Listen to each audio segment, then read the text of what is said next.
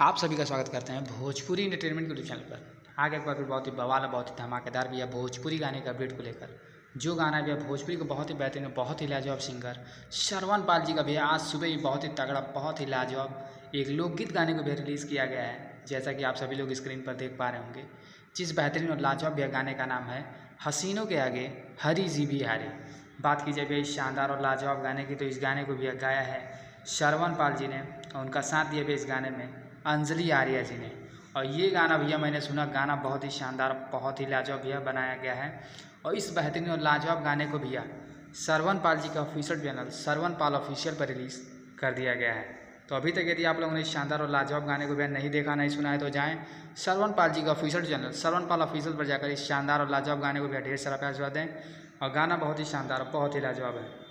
वहीं पर इस गाने में भी आप सभी को फीचरिंग करते नजर आ जाएंगी रानी जी, जो कि बहुत ही खूबसूरत और बहुत ही बेहतरीन एक्ट्रेस हैं।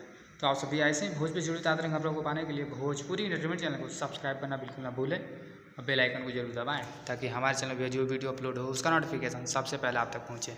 तो फिर मिलेंगे ऐसे ही और धमाकेदार अपडेट को लेकर। तब तक जय हिंद, जय भोजपुरी।